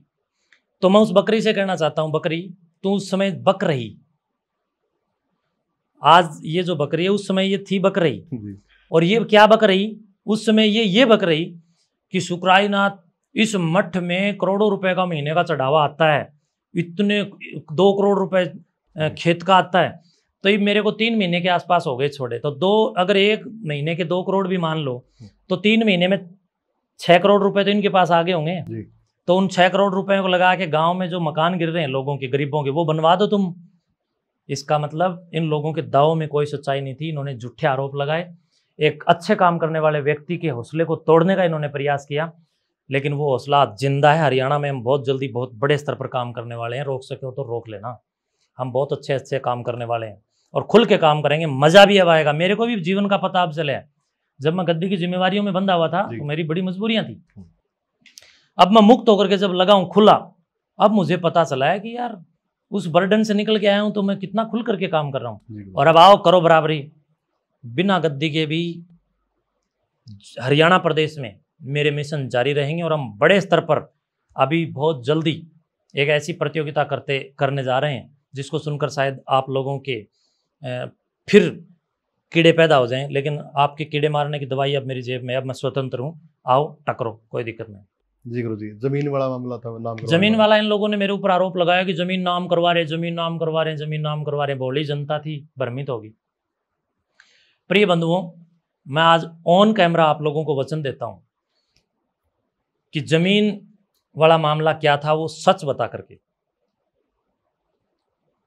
बंधुओं, हरियाणा प्रदेश में जितने भी मठ हैं, जितने भी डेरे हैं, जितने भी आश्रम हैं, जितने भी हमारे आश्रम हैं, हमारे जितने मंदिर हैं, जहाँ जहाँ उनकी जो जमीन है वो जमीन वहाँ की समाधियों के नाम है। और जो वहाँ का महंत है, उस महंत के वहाँ की जमीन का जो केयर टेकर के रूप में, संरक्षक के रूप में जो नाम चढ़ता है, बाहितमाम या कुछ बोलते हैं उसको। कई जगह दान की जमीन होती है तो वहाँ दौड़ीदार बोलते हैं, कई जगह मठ की ही वो राजस्व रिकॉर्ड में कटी हुई है तो वो उसको शायद संरक्षक के तौर पर कुछ और शब्द बोलते हैं उसको, बाहितमाम जी। तो मैंने वो एप्लीकेशन लिख करके एसडीएम साहब को दी थी कि जी इस ज़मीन का बाहितमाम, और क्योंकि ये लोग कब्जा करना चाह रहे थे उस ज़मीन पर, ये हर तीसरे दिन आकर के ज़मीन को बांटने के लिए जिद कर रहे थे और दावे कर रहे थे हम कब्जे कराएंगे, इनकी वीडियो नहीं देखी आप लोगों ने। तब मैंने सोचा भी मैं इन लोगों के खिलाफ कानून में लड़ूंगा तो कम से कम बाहितमाम या कुछ तो हो। तब मैंने वहाँ अधिकारियों से कहा कि अगर ये ज़मीन दान की है तो दौड़ीदार कर देना, ओब्लिक मठ की ज़मीन अगर मठ की राजस्व रिकॉर्ड है तो मैंने ओब्लिक के आगे लिख रखा है बाहितमाम नियुक्त करने बारे, मालिक बनने के बारे नहीं दिया। और पिछले 7 साल से मैं वहीं था, अगर ये काम मुझे करने होते इन लोगों को पता भी नहीं चलता कब माँ को करवा गया। लेकिन इस झगड़े में क्यों दिया? क्योंकि झगड़े में ये लोग कब्जा करना चाहते थे। इन कब्जाधारियों से ही तो मैंने मठ की 27 एकड़ जमीन छुटवाई थी। इन्हीं जो ये बोल रहे थे मेरे खिलाफ, इन्हीं के भाई बंधुओं ने मठ के खेत के चारों ओर के पड़ोस में मठ की कितनी सारी जमीनों पर कब्जे कर रखे थे, अवैध कब्जे। वो कब्जे मैंने इनको कानूनी लठ मरवा के सब छुड़वा लिए। और उसमें बहुत सारे परिवार शामिल हैं। ये सब के सब वो लोग जो जमीन जिनकी छूट गई वो लोग सड़कों पे उतर गए। लोगों ने सोचा हो इतने लोग विरोध कर रहे हैं, लोगों को ये तो नहीं पता इतने लोग कितने चंडाल किस्म के जमीन को दबा करके खा रहे थे पिछली सैकड़ों सालों से जी। तो तात्पर्य ये था कि जमीन नाम करवाना मेरा मकसद नहीं था। अगर करवाता तो 7 साल थी मेरे पास। झगड़े के समय को जमीन नाम करवाने के लिए कोई मूर्ख चुनेगा क्या? झगड़े का समय मैंने चुना तो वो नाम कराने का नहीं था, वो इन लोगों के षड्यंत्र से, इन लोगों के कब्जों से जमीन को बचाने के लिए, संरक्षित सुरक्षित रखने के लिए। और ऑनलाइन जो आजकल फसल हो गई है, उस ऑनलाइन फसल का जो रजिस्ट्रेशन है वो करवाने के लिए, खेत में कोई भी सुविधा चाहिए तो जमीन वाले आप जाओगे तो अधिकारी कहेंगे जी आपके नाम क्या है, तो आपको ट्यूबवेल कनेक्शन नहीं मिलेगा, सौर ऊर्जा कनेक्शन नहीं मिलेगा, सूखे का पैसा नहीं मिलेगा, बीमा नहीं मिलेगा, रजिस्ट्रेशन नहीं होगा, कोई तो सुविधा नहीं मिलेगी किसान को। तो इसलिए वहाँ इतनी ज़मीन के हम किसान थे, हमने अपनी ज़मीन को बोया भी और लोगों को भी हिस्से पर रख करके बोया है। और उसमें से 10-12 एकड़ हम गायों के लिए भी बोते थे। अब उस ज़मीन पर इन लोगों के कब्जे ना हो, इसलिए वो सब मैंने कार्रवाई की थी।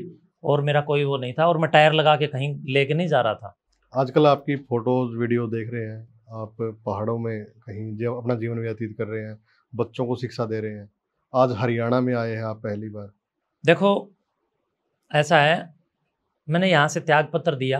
त्यागपत्र देने के बाद में काफ़ी समय मैं अपने नाथ संप्रदाय के बड़े मठों में, अपने बड़े महंतों के शरणागति में, उनके आश्रय में, उनके कहीं ना कहीं प्रेरणाओं में मैं रहा।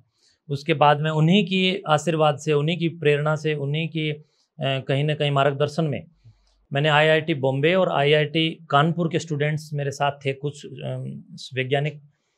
उन्होंने कई जगह कई विभिन्न रासायनिक पदार्थों पर वैज्ञानिक प्रौद्योगिकियाँ और अनुसंधान के जो उनके कार्यक्रम चल रहे हैं, उन विद्यार्थियों ने, उन साइंटिस्ट वैज्ञानिकों ने कहा कि महंत जी आप कहीं ना कहीं हमारे सब्जेक्ट को पसंद करते हैं, आओ हम आपको कुछ अनुसंधान केंद्रों के भी भ्रमण करवाएं।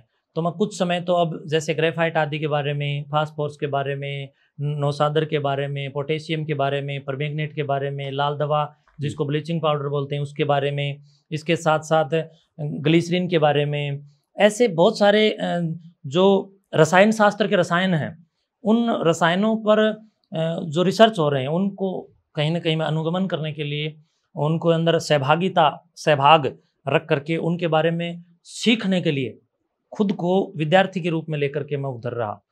कुछ समय उधर जैसे आप देख सकते हैं कि मेघालय में धर्मांतरण बहुत बड़े स्तर पर बढ़ रहा है, तो वहाँ धर्मांतरण से हिंदुओं को बचाने के लिए वहाँ हम प्रचार कर रहे थे, काम कर रहे थे।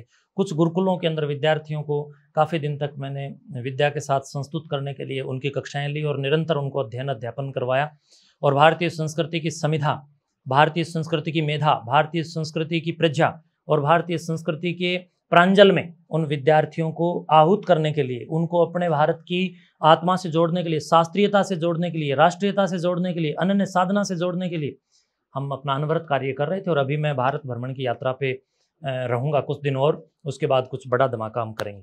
गुरुजी, हरियाणा में आपने धमाकेदार वापसी की है। हम्म। आपके सोनीपत के अंदर मैं देख रहा था आईसीएस कोचिंग सेंटर है, वहाँ पे आप बच्चों को मोटिवेशन करने के लिए गए थे। उसके बावजूद कैथल में काफ़ी प्रोग्राम आपके थे, कलायत में थे। तो क्या लोगों का वही रुझान था, क्या कुछ बदलाव देखिए, हुआ? मैं समझता हूँ कि जब मैं सोनीपत आया तो सोनीपत में भी लोगों का हुजूम खूब उमड़ा। कई जगह कार्यक्रम हुए, बल्कि हम कार्यक्रम सारे कर भी नहीं पाए, उनमें सम्मिलित भी नहीं हो पाए।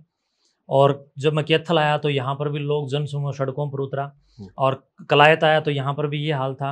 अब मैं आगे जा कर के आया हूँ, जगह जगह लोग, इतने कार्यक्रम, पानीपत, सोनीपत, अम्बाला, करनाल, कैथल, जींद, हिसार, रतिया, फतेहाबाद, नरवाना, जगह जगह लोगों ने कार्यक्रम कर रखे थे।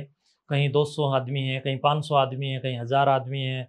लेकिन मैं कार्यक्रमों में समय अभाव में शामिल नहीं हो पाया हूँ। फिर आ रहा हूँ 28 सितंबर को उचाना में एक बेरोजगार लोगों के लिए हम लोग काफ़ी कंपनियों से बात करके, काफ़ी बैंकों से बात करके, पत्रकार हमारे जितने भी साथी हैं उचाना के, उनके साथ जुड़ करके, उनको भी साथ लेकर के एक रोजगार मेला आयोजित करने जा रहे हैं, जिसमें बहुत सारे युवा हैं जो रोजगार नहीं होने के कारण अपराधों में जा रहे हैं। जी गुरुजी।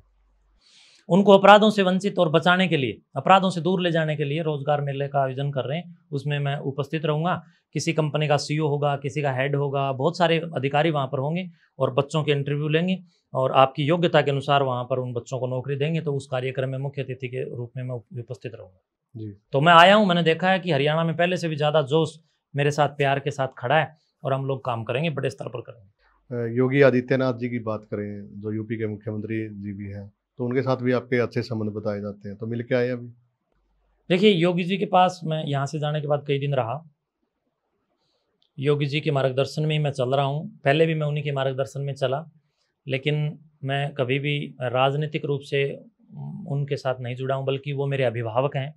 वो हमारी नाथ संप्रदाय के अभिभावक हैं, हमारी नाथ संप्रदाय के मुखिया हैं, हमारी नाथ संप्रदाय के अंतर्राष्ट्रीय अध्यक्ष हैं।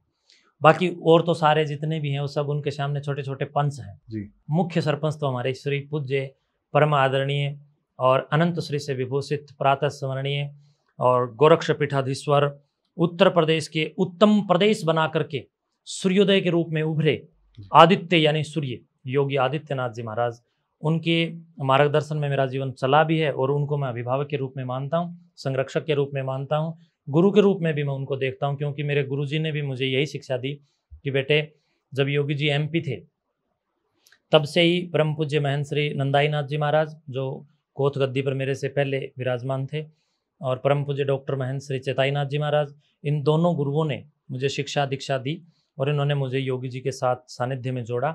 और मैं बच्चा था, उन्हीं के कहीं न कहीं कृपाकांक्षी में रहा और महाराज जी के प्रति जो मेरे अंदर श्रद्धा है वो इन दोनों गुरुओं ने ही कहीं न कहीं स्थापित की।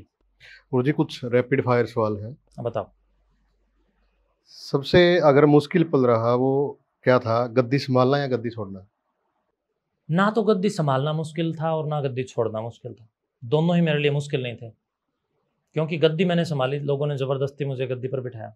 जब मैंने गद्दी छोड़ी, आप देख सकते हैं, जब मैं गद्दी पर बैठा तब भी मुस्कुरा रहा था, और गद्दी से छोड़ा, मैंने गद्दी से त्याग पत्र दिया, उस दिन की वीडियो भी देख सकते हैं, मैं मुस्कुरा रहा था।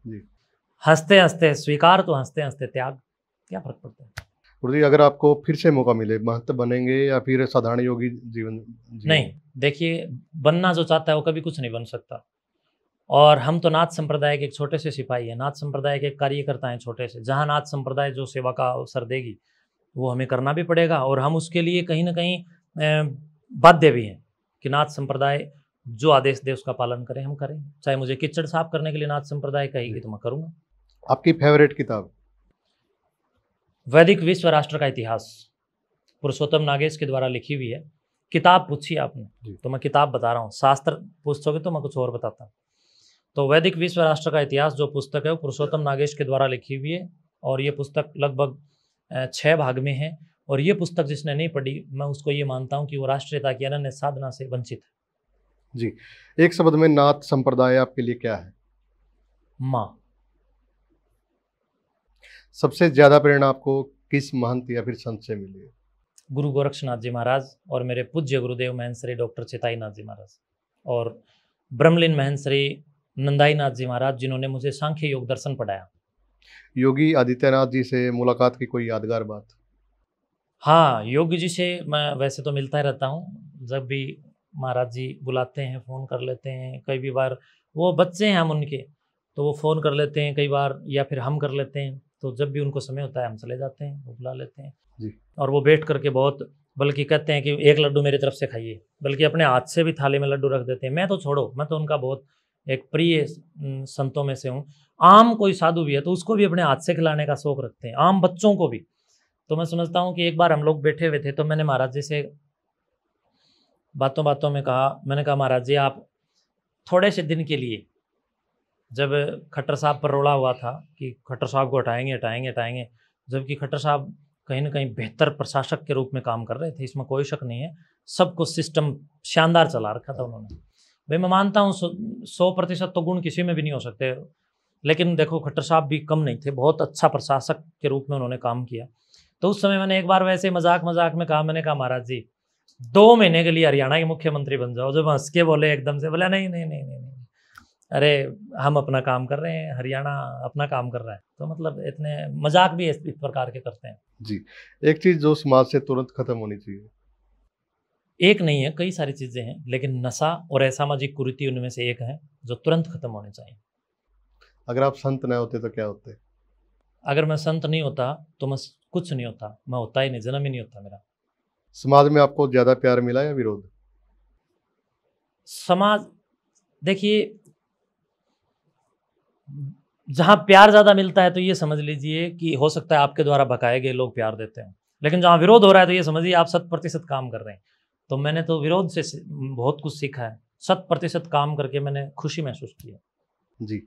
कौन सा भजन या श्लोक आप रोज गुनगुनाते हो हर रोज? कोई एक नहीं, वेद के तो बहुत सारे मंत्र हैं। ओम इंद्रम वर्धन्तो अप्तुरः कृण्वन्तो विश्वमार्यम अपगनन्तो रावणः। हम लोग रोज़ इसको क्रांति की पताका लहराने के लिए और श्रेष्ठ लोगों के निर्माण के लिए और गंदे लोगों के विनाश और उनकी बुद्धि का विकास करके उनके अंदर भी अच्छाई की प्रतिस्थापना करने के लिए और पूरी धरती को श्रेष्ठ बनाने के लिए परमात्मा से प्रार्थना करते हैं। आपका पसंदीदा त्योहार? देखिए, एक संत के जीवन में हर दिन दिवाली है, हर दिन दशहरा है, तो मैं समझता हूँ मेरा हर दिन त्यौहार है। मठ में भंडारे का आपका फेवरेट व्यंजन?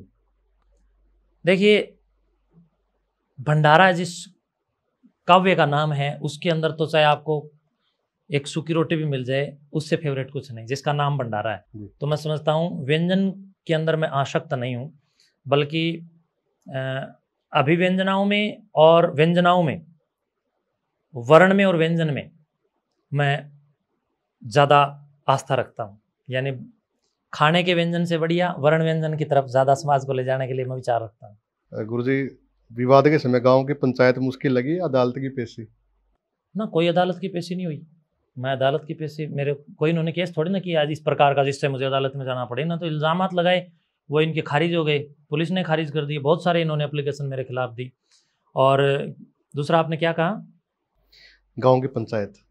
गांव की पंचायत, देखो जिसका नाम पंचायत है वो सिरोधारी है, लेकिन पंचायत हो तो, लेकिन पंचायत में आजकल जो मेरे खिलाफ लोग खड़े थे वो कैसे लोग थे?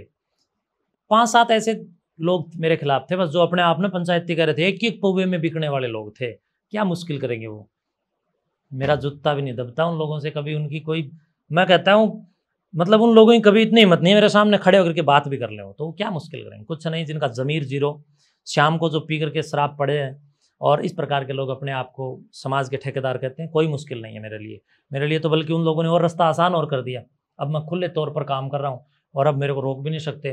पहले मुझे सोच कर बोलना पड़ता था, अब मुझे सोच कर बोलने की जरूरत नहीं, मेरे सामने पूरा समुद्र है, कुछ करूँ तो कर रहा हूँ। जी गुरुजी, 1 मिनट में पूरे दुनिया को क्या संदेश आप देंगे?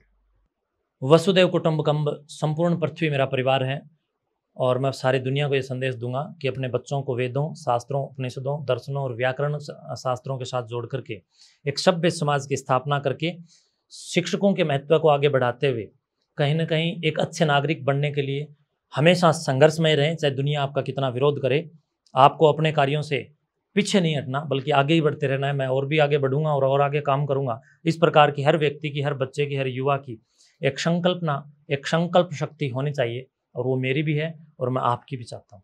गुरुजी, नशे की जो ये मुहिम है नशे के खिलाफ, इसमें दायर न्यूज़ भी आपके साथ है। जहाँ भी आपको जरूरत पड़े तो याद कर लेना। मैं आप लोगों से यही आशा करता हूँ कि जितने भी धार्मिक स्थल हैं, हर धार्मिक स्थल में बैठे हुए जो धार्मिक स्थल के संरक्षक या संचालक हैं, वो रोज चिलम, सुल्फा, गांजा, अफीम, चरस, भांग, धतूरा पी रहे हैं और गांव के लगभग 20-50 लोग और उनके पास बैठकर नशेड़ी हर साल बन जाते हैं। हर साल नए नशेड़ी तैयार अपडेट हो जाते हैं। तो मैं समझता हूँ, मैं दायर न्यूज़ अगर मेरा कुछ साथ देना चाहे तो इतना दे दे कि गांव के मठ मंदिरों में जाए और गांव-गांव में लोगों को जागरूक भी करे कि भाई तुम्हारे गांव में जो मठ मंदिर हैं ये आस्था के स्थल हैं या नशे के केंद्र हैं। किसी भी मठ मंदिर में कोई नशा नहीं होना चाहिए, बल्कि मठ मंदिरों में नशा बैन होना चाहिए। सार्वजनिक स्थलों में भी, रेलवे स्टेशन, बस स्टैंड या कहीं ना कहीं हवाई अड्डा, हर जगह पर नशा बैन होना चाहिए। व्यक्ति के व्यक्तित्व का विकास कहीं ना कहीं नशे के कारण अवरुद्ध होता है, तो वो नहीं होना चाहिए। गुरुजी, आपने आप लोग काम करिए। कहीं ना कहीं आपने जैसे दुश्मन बहुत पाल लिए हैं। आप कहीं ना कहीं जैसे जो पुच्छा पत्रा देखते हैं उनकी भी आपने पोल खोलनी स्टार्ट कर दी। इधर भी हो गया, बहुत सारे नशे के खिलाफ जो आवाज़ उठा रहे हैं तो वो भी आपके खिलाफ ही रहेंगे। डर नहीं लगता? जिस आदमी के खिलाफ 50-60 हज़ार दुश्मन ना हो, उस आदमी की जिंदगी में मैं कुछ नहीं समझता। क्या फर्क पड़ता है, दुश्मन पड़े रहेंगे और हम इसी प्रकार बेबाकी से काम करेंगे। कोई डरने का क्या मतलब है? हम एक योगी हैं, हम अपना पिंडदान करके तो भगवा वस्त्र पहनते हैं। हम तो अपने आप को मृत समझ करके काम कर रहे हैं। लेकिन भौतिक दुनिया की जो मेरी सुरक्षा है, कुछ लोग प्रश्न कर रहे हैं कि साधु को सुरक्षा की क्या जरूरत है। जब योगीराज श्री राम जंगलों में गए तो वहां से ऋषि मुनि हवन यज्ञ कर रहे थे। उन ऋषि मुनियों के यज्ञों में विघ्न डालने वाले इसी बकरी और मदिरावीर और धर्मवीर की तरह जो कुछ दैत्य लोग थे जंगलों में, वो उनके यज्ञों में हड्डियां डाल करके विध्वंस करते थे। तो योगेश्वर राम AK-47 की तरह उस समय की धनुष बाण को उठा के सुरक्षा में खड़े हो गए थे। तो धर्म कार्यों की सुरक्षा है, और ये भौतिक जीवन में भौतिक शरीर की और भौतिक बुनियादी जो भारतीय संविधान की जो एक मौलिकता है, वो सुरक्षा मुझे कहीं ना कहीं मिली और उस सुरक्षा में मैं रहा। तो वो सुरक्षा मेरी नहीं, वो सुरक्षा संविधान की है, वो सुरक्षा नागरिक भारत की है, वो सुरक्षा कहीं ना कहीं भारतीयता, राष्ट्रीयता, धर्म और सनातन संस्कृति की संवाहक के रूप में जो मैंने काम किया, मेरे कामों की सुरक्षा थी। तो कोई डर नहीं लगता, जो टकरेगा टकराएंगे, खुले टकराएंगे, कोई टेंशन नहीं। बातचीत करने के लिए धन्यवाद। हाँ, आप लोगों का भी, इस पूरे स्टूडियो में आप लोगों ने इतने शानदार आपकी टीम के साथ जो आप लोग काम कर रहे हैं, मैंने देख करके हृदय बड़ा खुश हुआ। द एयर न्यूज़ और आपकी पूरी टीम बहुत ही अच्छे संसाधनों के साथ, मैं समझता हूँ, चौथे स्तंभ की गरिमा को गौरवान्वित करने का काम करेगी और कर रही है। समाज की सच्चाई, ज्वलंत मुद्दे, आवश्यकतम, उपयोगितम और ज़रूरतमंद जानकारी हर व्यक्ति तक, उसके मोबाइल तक पहुंचाने का आप लोग काम कर रहे हैं। आप लोगों की यशस्वी भविष्य की मैं कामना करता हूं। परमपिता परमेश्वर, ईश्वर, जगदीश्वर, गुरु गोरक्षनाथ जी महाराज से भी मैं प्रार्थना करता हूं कि आप दिन दुगुना रात चौगुना खूब प्रगति करें। बहुत शुभकामनाएं। दादा काला पीर जी महाराज आप पर कृपा बनाए रखें। धन्यवाद।